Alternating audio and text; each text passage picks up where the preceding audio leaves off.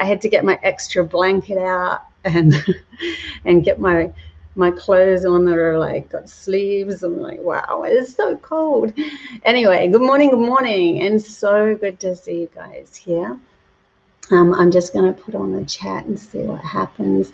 I'm going to spend the first 5 minutes just talking a little bit about myself and who I am until some people turn up, or we get this restreaming going to the right places. So to start off with, I am a creator. I am an artist, singer-songwriter, poet. As an artist, I'm a fine drawer plus graphic artist, painted a lot of my premonition dreams. I'm a seer. That means I could see into different frequencies. My mum had the same gift. My children have similar. I'm an empath, a very high empath. I can feel into just about anything very easily, and it's kind of made me the person I am and how I relate to the world. Hi, Thelma, so good to see you. Such a good fan of mine. Thank you for being here. I'm going to also just let you know that I've got a couple of books, Jonah and Kitty. This is a novel that I've created.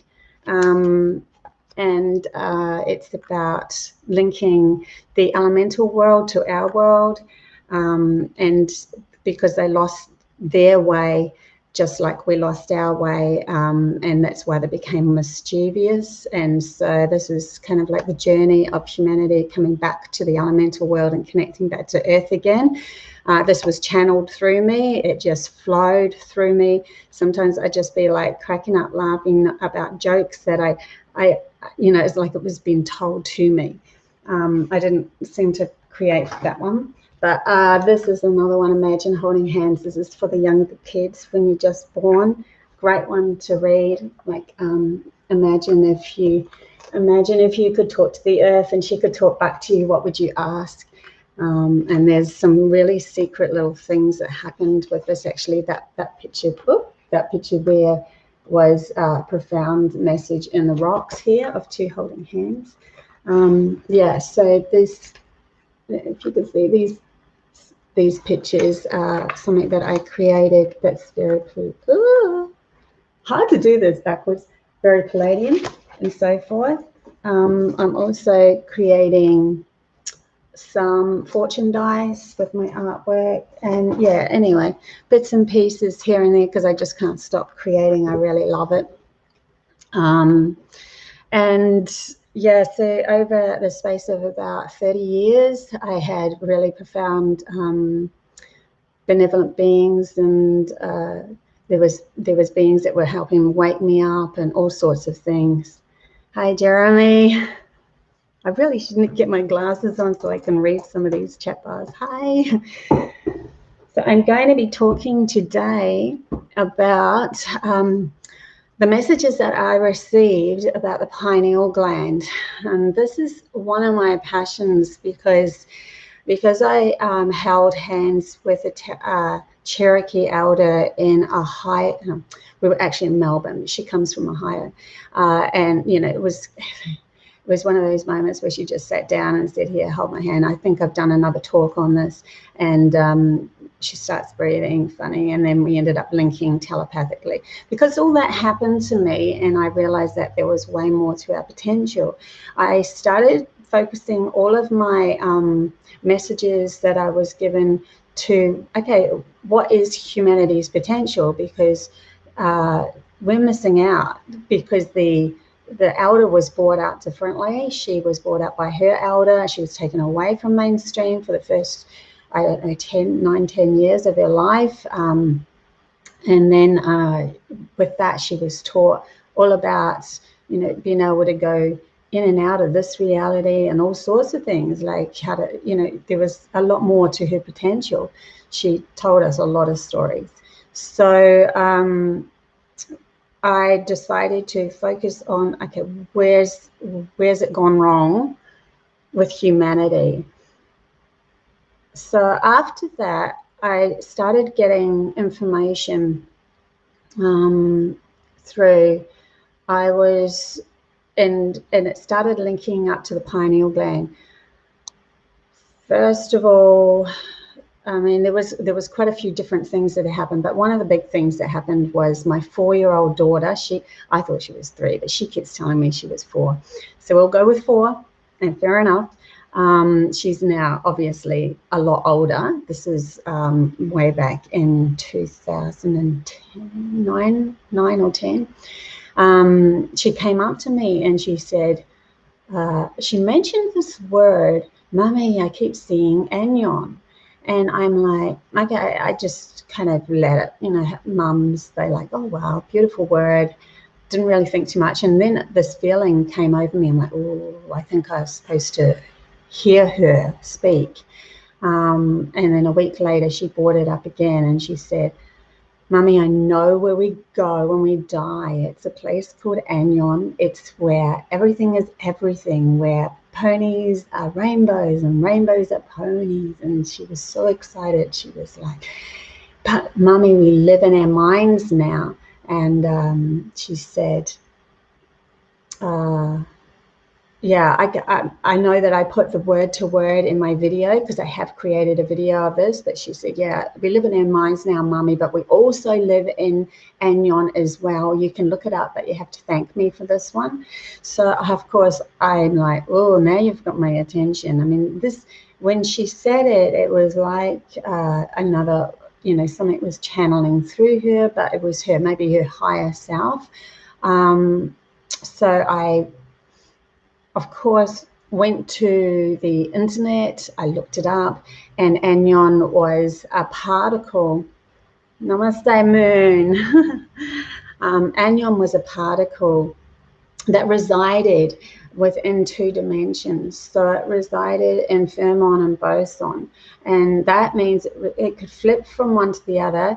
It could flip from light to material. Now, I'm no scientist. I'm just a mum getting information from benevolent beings. I don't have any science degree whatsoever. I would love somebody of science degree to be able to look this up if they have, you know, a fascination with this sort of thing, and want to work with me even on it and gathering even more information. That would be awesome. You know, we could see where this could even go, because it's kind of a passion of mine. So the particle was in, yeah, it was a quantum physics. It's on WikiLeaks. You can actually look it up, ANYON. And then I was also shown in a very vivid, extraordinary dream where everything in the dream came true, and then I was hanging on to like these roots in a big hole, and I knew I had to let go, and I didn't want to because there was a bit of fear involved, but eventually I let go. And then when I let go, I fell through this huge hole, and it was, I could literally feel myself falling. It was like for real, and I could feel the wind, everything. And then these images of old people, children were going past, and I was told very loudly in my mind, I am in everyone, I am in everyone, I am in everyone, I am in everyone. And then I saw below me this massive, huge white mandala kind of sacred geometry that I was rushing towards, and I just fell through into that sacred geometry. This was no drugs at all, or this is something that just happened to me one night. And then I literally felt myself falling back into my body. And I woke up, or I was awake when I fell into myself. And I remember going, oh my God, that was awesome. It was actually a really cool ride. It was a beautiful ride. But it led me to somatics. And somatics is you get a vibrational plate and you throw salt on the vibrational plate. Hello, hello, Wilso, Ivan. Lots of hearts. So getting back to focusing on this message. So I was led to somatics, and the vibrating plate is like you throw salt on the vibrating plate and they up the frequency, and the frequency will shift, and it would ching into these different Mandela-like codes because of the frequency change. So what I found out was that the pineal gland that's in the center of the brain, it's like an eye. It has these tiny little rods of crystals in it, and they can vibrate.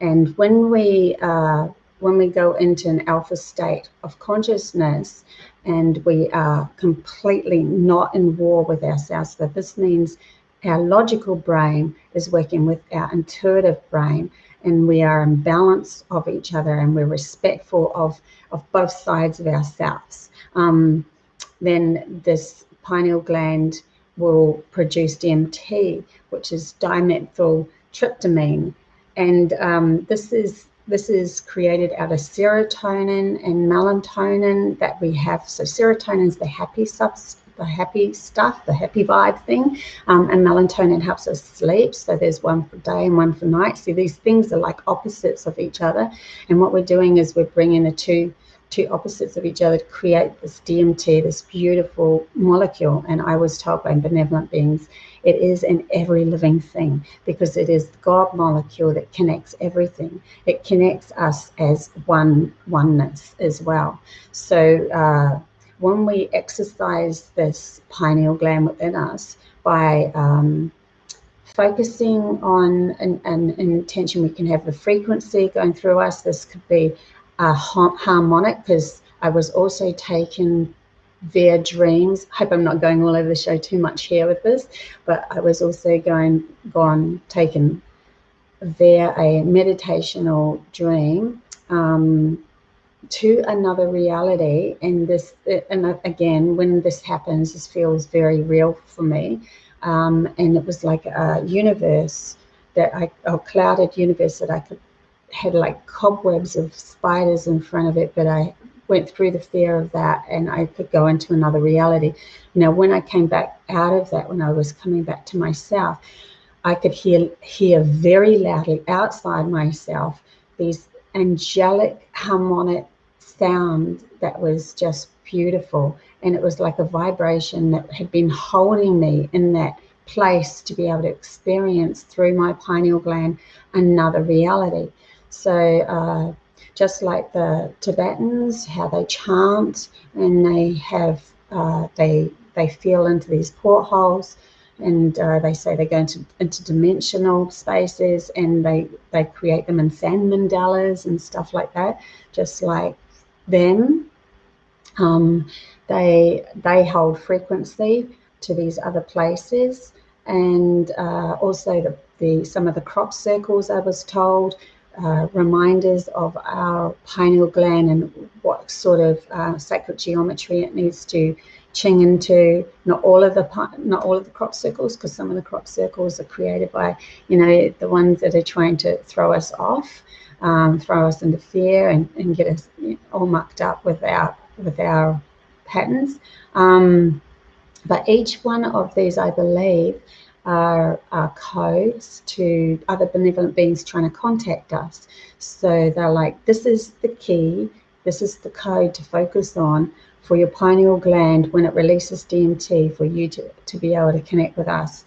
And I know that there's different places around the earth to portholes and stuff like that are more have the ability to help us connect with certain frequencies of these other beings as well, that was set up eons ago when we were learning about our imagination and our intuition.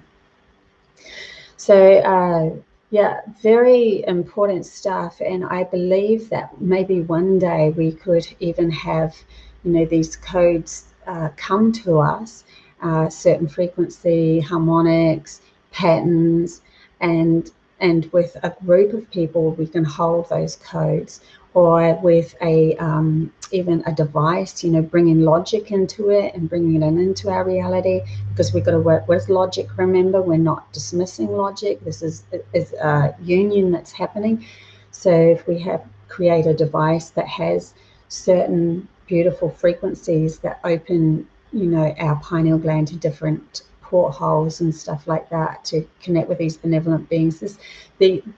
This can only ever happen, remember, if you don't come from the boring mind. So even if, like, for instance, the government is like, we're going to, you know, create CERN and do the ginormous Flimin Hydro Collider thing and you know, trying to replicate what probably the pineal gland can do on its own, in a massive way outside of us, to, you know, go find the God particle. They say, well, I believe that they've been trying to go into dimensionals and find different realities and blah, blah, blah, muck up things. But it doesn't matter, because as soon as a person steps into that vortex, if they come from a warring mind, they go into the same frequency, a warring reality, and it might shift a few things in their reality, you know, different presidents or something like that, but the same wars, the same crap will still happen, because we are the creators and we're the reality that we're coming from. We need to learn to do the work. We have to, and it sounds horrible. I don't like saying have to, because everybody has a choice. But if we want to experience these other beautiful, amazing places and realities that are just coming from love, we have to step into love, and we have to step into love of ourselves.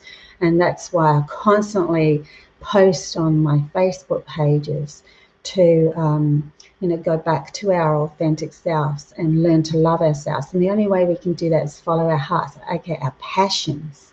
You know, what's going to drive us into some beautiful, a beautiful space for ourselves. What makes us happy? And then we go from that to another moment of happiness, and to another, and we trust that that happiness is bringing us to a better world. No more of this fear stuff. No more of following other people's advices of what our reality is to be, because you're unique to your own reality and what makes you happy.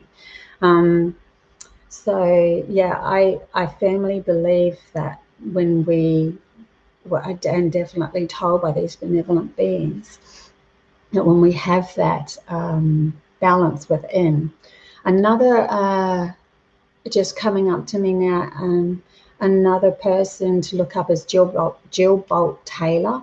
I was directed to her, woke up in the morning after getting messages about the pineal gland, and then first thing that was up on my email was a video from Jill Bolt Taylor. This is way back in 2009. And she was a neuron scientist, and she, amazing person, she ended up having a stroke, and the stroke took out her left hemisphere of her brain. So it went down, and she all of a sudden was saying to herself, oh my God, I'm experiencing a stroke from the inside out. How valuable is this? You know, I'll be able to tell people what it's like. So she really focused, when it was all happening, on what was happening to her. So when she realized, when her left brain went down through the stroke, that the only thing that existed was the right brain. Now, I believe this is to do with same as autistic people. Savant autistic people have this, where they're teaching us what the right brain can do. Now we've got to still, that's out of balance again, because they're more into the right brain, and we're more mainstreams, more into the left brain. We've got to bring these things together. So she had an experience when that left brain went down, that her hand disappeared. It didn't disappear. It merged into the background. So the background became herself. She became one with everything that she was surrounded with. And that is because the right brain is connected to source, and source is everything around us. So we are everything around us, and we're creating everything around us at every given moment. And then our left brain brings it back into a logical sequence of events, so that we can handle the story that comes with us as humans, to be able to touch things and not have our hands go through them and all that sort of stuff, to be able to physically create stuff in our reality in a linear time zone, creating the story. Otherwise, we could just go from one reality to another, like this, like in a dream state mind. So yeah, savant autistics, if you look at them, they tune and tapped in when they are focused to absolutely anything, but they can't relate to this physical reality, and they can't look you in the eye. And so you have to teach savant or any autistic person to slowly bring them into the awareness of the storyline of the lineal logical side of themselves to help them.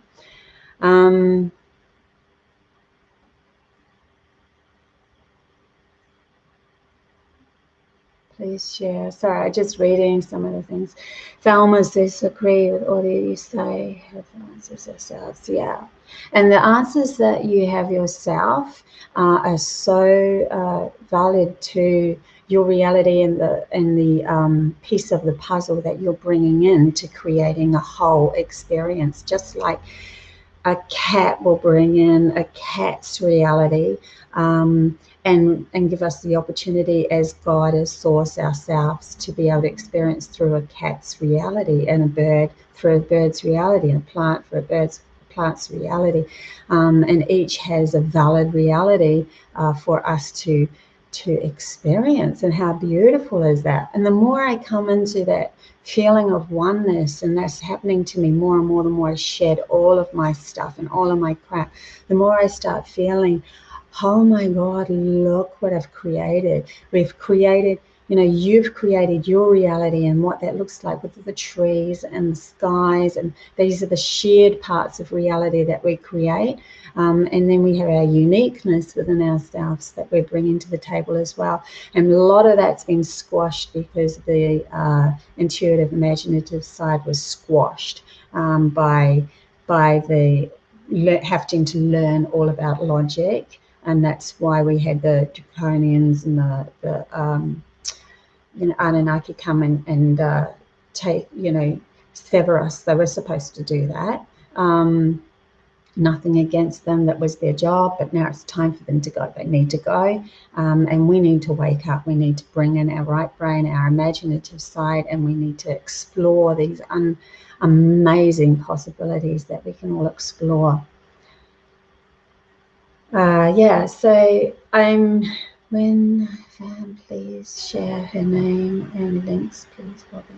Oh yes, I will. I'll share Jill Bolt Taylor's name and yon link. And I did a story that's very simplified and easy to follow on the pineal gland in my messages that I received as well. So after this, I will put all of that in underneath the Facebook pages and the YouTube pages for you to have a look at. I am so excited to be able to share all this. Hi, Jeremy.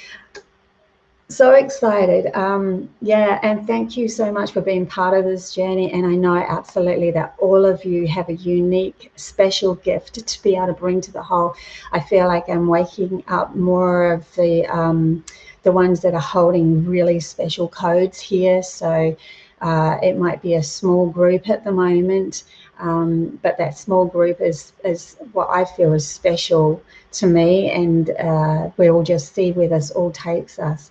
So really excited to be part of your reality, and glad that you're part of mine. I'll sign off now, and I'll put those links in the bottom of my YouTubes and stuff. Really appreciate everything you're bringing to the table for me as well, and asking the questions helps heaps. Thank you. Bye.